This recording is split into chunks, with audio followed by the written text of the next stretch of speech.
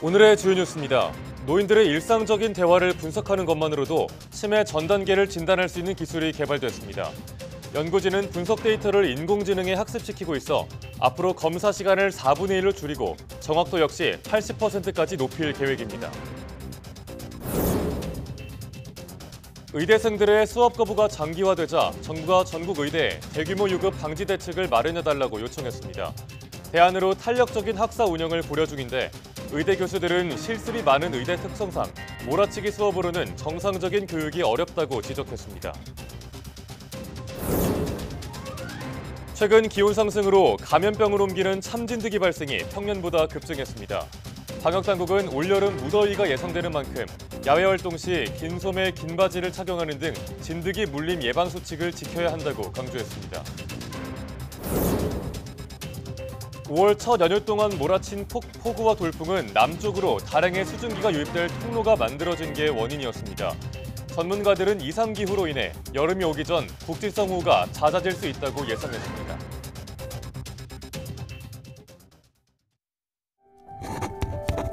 어버이날을 맞아 편지에 몇 자 적어봅니다. 제가 아빠가 되어 고작 1년 반밖에 지나지 않아 부모라는 단어가 아직은 어색해요. 제가 주아를 처음 안았을 때는 왈칵 눈물이 났었고 처음 아빠라고 말했을 때는 기쁘고 대견스러웠고 첫 걸음마를 뗐던 순간은 세상을 다 가진 것 같았어요. 순간순간마다 나의 부모님은 같은 감정이었을까? 또 어렵고 힘든 순간이 있었을 때 나의 부모님은 어떻게 헤쳐나갔을까? 아이를 낳고 보니 부모님 생각이 자주 나곤 합니다. 제가 받았던 과분한 사랑, 평생 간직하며 살아갈게요. 사랑하는 부모님의 아들 올림.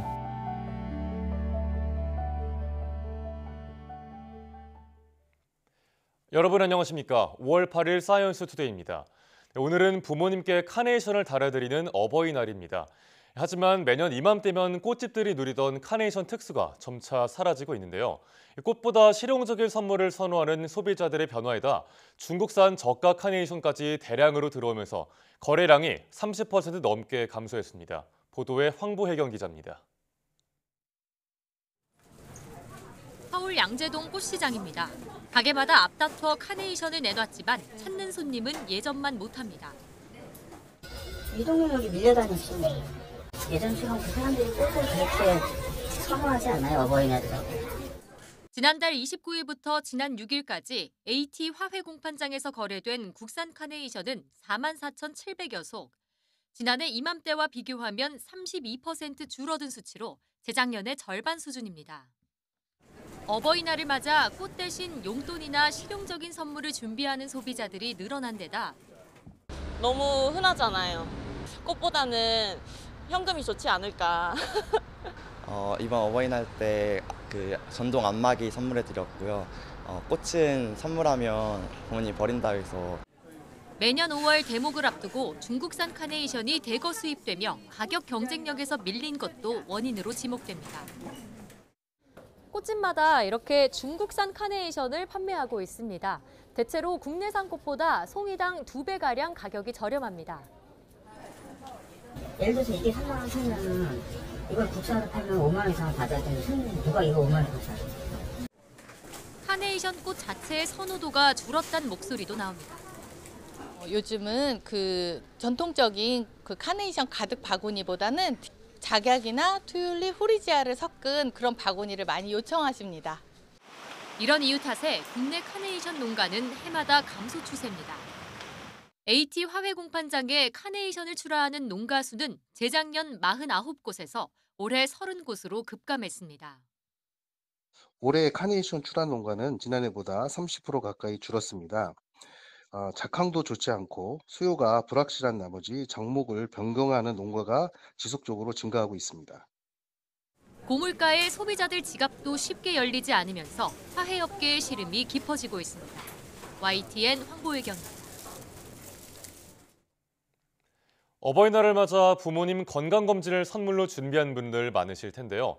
특히 치매 경우 조기 검진이 중요하지만 진단하기 위해서는 전문 기관에 가서 복잡한 검사를 받아야 합니다. 그런데 국내 연구진이 어르신의 일상 대화만으로도 치매 위험을 조기에 발견할 수 있는 기술을 개발했습니다. 최소라 기자가 취재했습니다. 퇴행성 뇌질환 등 다양한 원인으로 생기는 치매. 대부분 초반엔 기억력과 인지 능력이 떨어지는 경도 인지장애로 시작돼 점점 증상이 심해집니다. 국내 65세 이상 노인 10명 중 1명꼴로 치매이고 5명 중 1명꼴로 치매 전 단계인 경도 인지장애입니다. 조기에 발견해 약물을 투여하면 진행을 늦출 수 있지만 인지 능력을 검사하려면 전문기관을 찾아야 합니다. 그마저도 1시간이 넘도록 수십 개 질문에 답을 해야 하고 지시에 따라 그림을 그리는 등 복잡한 검사를 거쳐야 합니다. 새로 개발한 치매 검사법은 어르신의 대화 속에서 치매 단서를 찾아냅니다. 자체 개발한 헤드셋으로 태블릿을 보며 질문에 답하는 어르신의 음성을 수집합니다.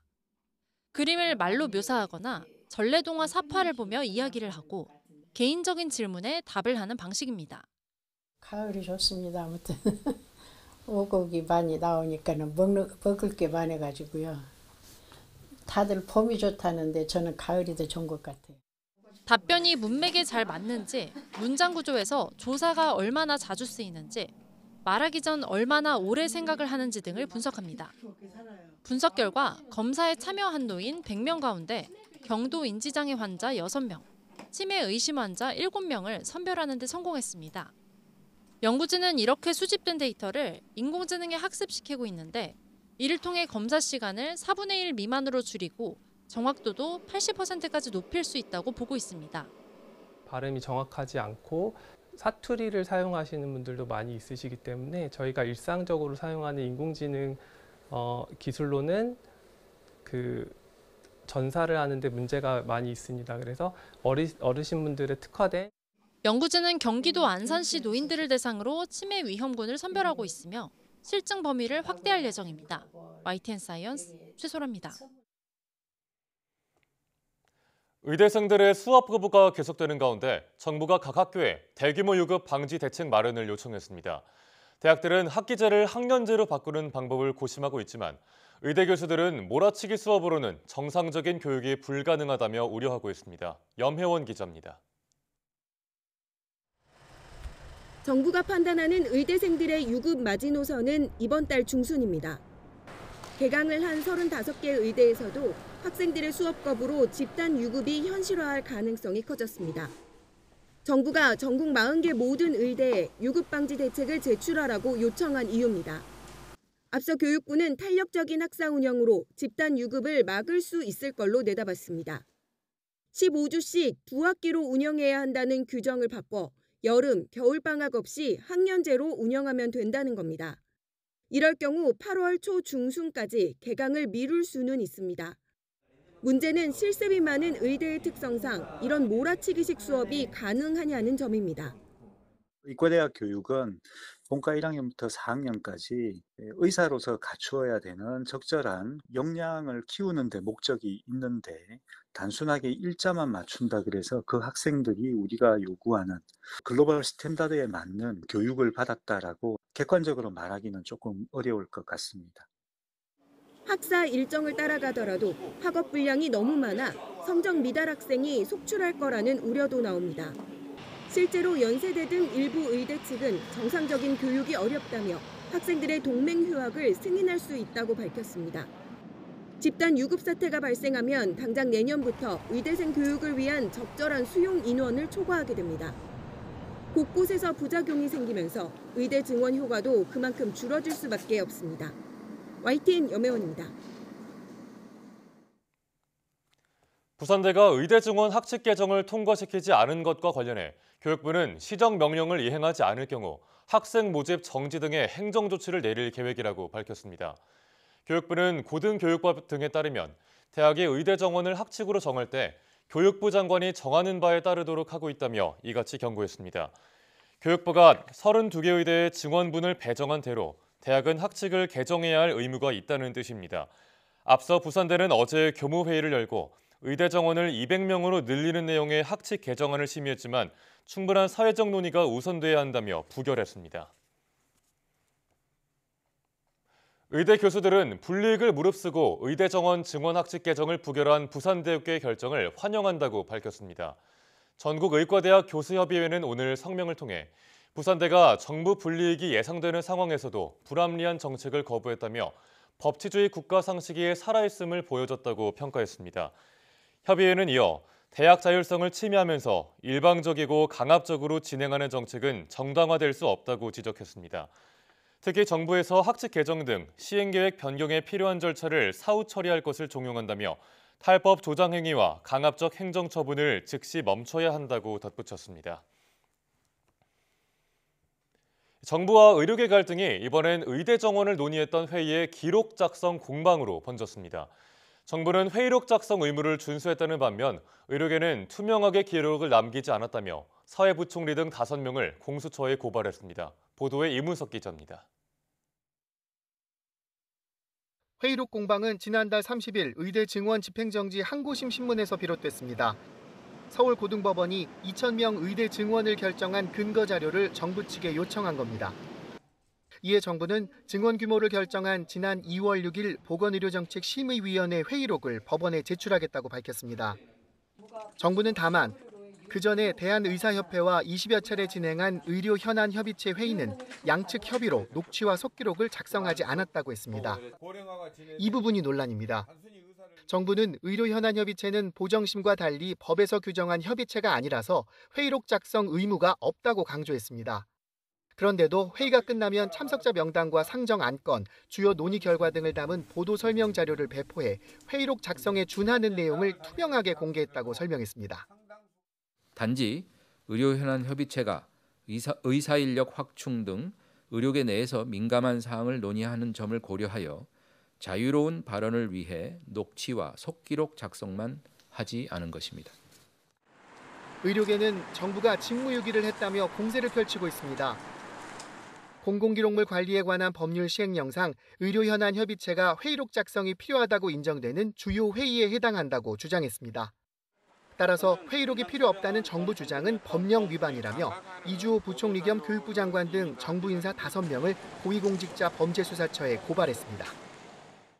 당시 오고 간 내용들 중 얼마나 숨기고 싶은 내용이 있었던 것인지, 얼마나 비합리적인 결정들이 있었던 것인지 근본적인 의문이 생길 수밖에 없습니다. 법령을 어기며 숨기려는 게 뭐냐고 따지는 의료계와 법정 의무를 준수해 논의를 진행했다는 정부. 의대 증원 집행정지 항고심 결정이 예정된 다음 주까지 회의록 공방으로 튄 의정 갈등은 더욱 고조될 전망입니다. YTN 이문석입니다. 유럽연합 집행위원회가 글로벌 제약회사 아스트라제네카의 코로나19 백신 판매 승인을 회사의 신청에 따라 철회했습니다. 위원회는 결정문에서 지난 3월 아스트라제네카가 제출한 신청에 따라 현지 시간 7일부터 해당 회사의 코로나19 백신 박제부리아의 판매 승인을 철회한다고 밝혔습니다. 이에 따라 아스트라제네카의 코로나19 백신은 이제부터 유럽연합 내에서 사용할 수 없습니다. 아스트라제네카는 해당 백신을 승인한 영국과 다른 나라에서도 비슷한 절차를 진행할 것이라고 로이터 통신은 보도했습니다.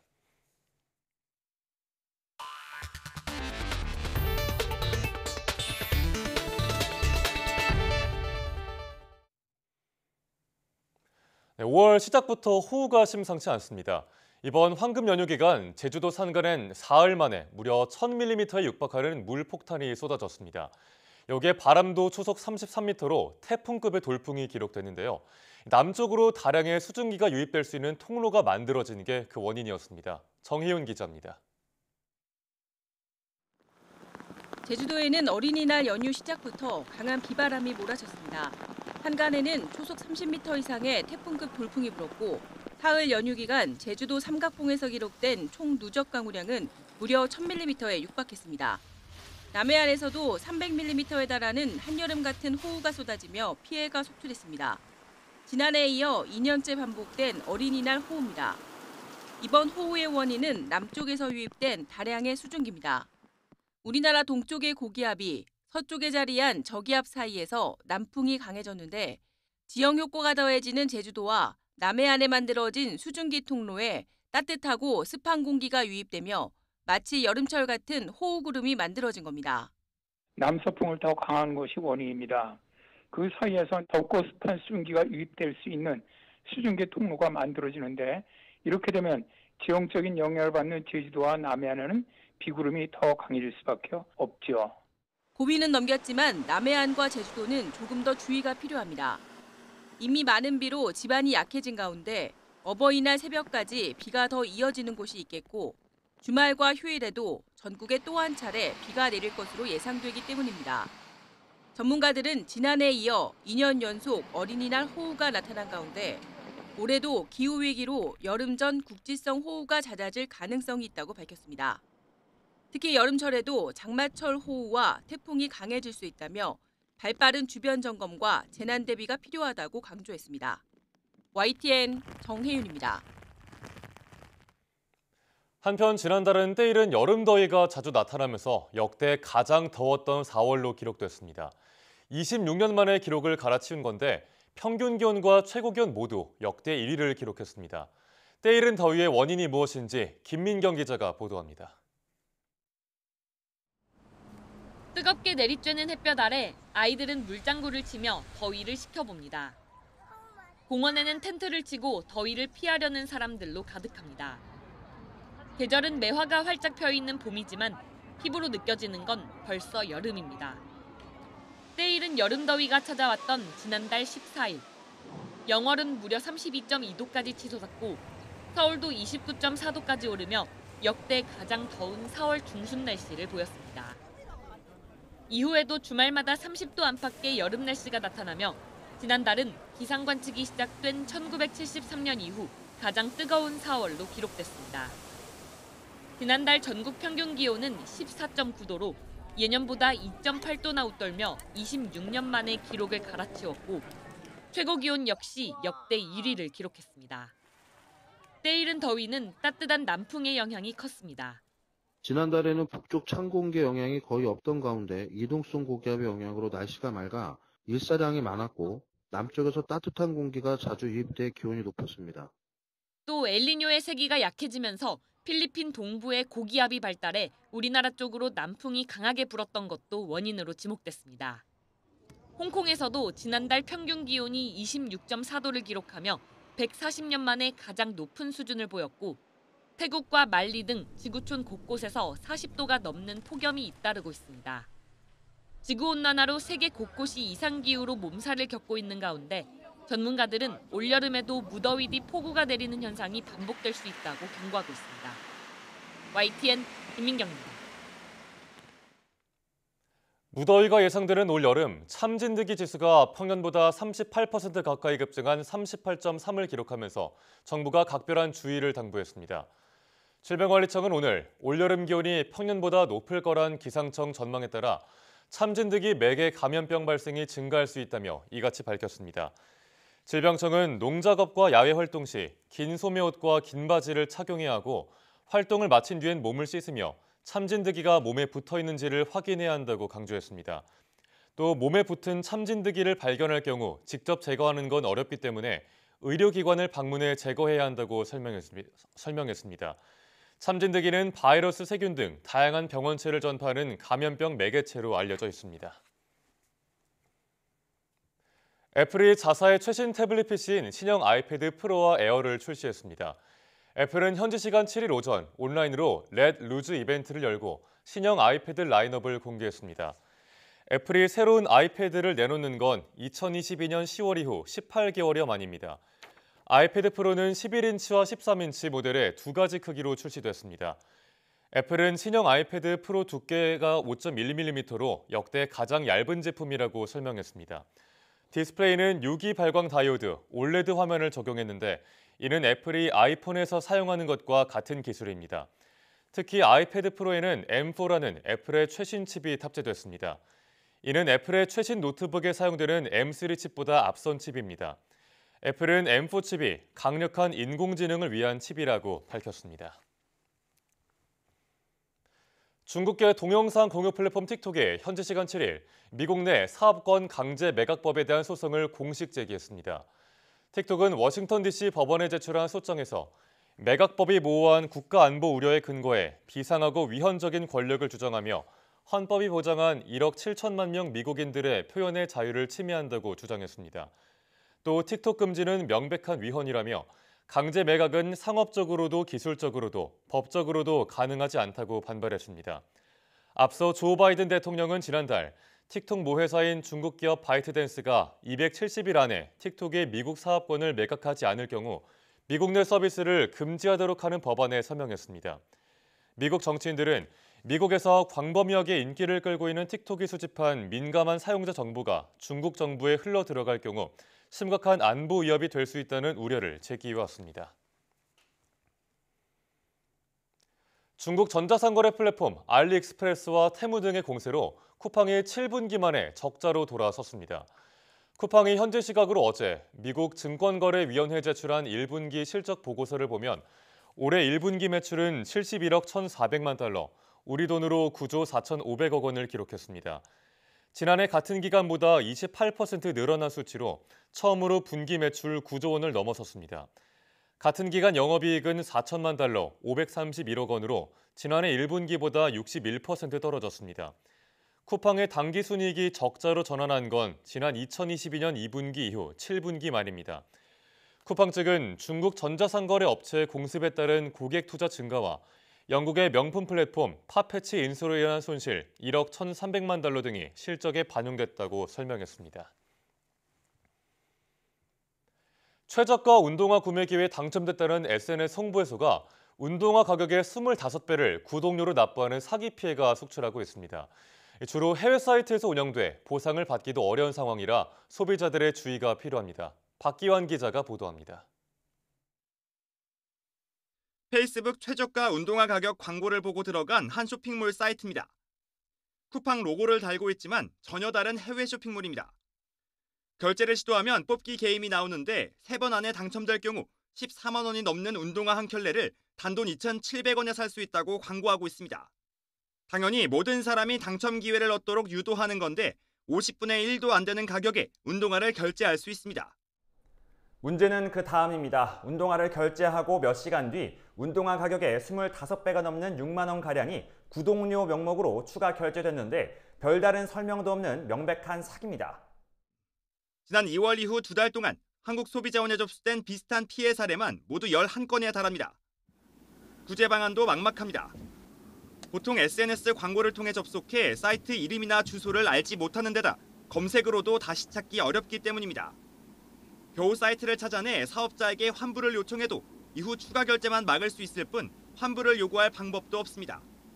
결국 소비자 스스로 주의하는 방법밖에 없습니다. 국제거래 소비자 포털이나 인터넷 검색 등을 통해 피해 사례가 있는지 확인해 주시고 보다 지나치게 저렴한 가격으로 판매하는 경우에는 사기성 판매일 가능성이 높기 때문에 더욱 주의해 주시기 바랍니다. 소비자원은 또 해외 쇼핑몰을 이용할 경우 소비자가 승인 취소를 요청할 수 있는 차지백 서비스를 이용하고 문제가 생길 경우 국제거래 소비자 포털에 도움을 요청할 것을 당부했습니다. YTN 박견입니다.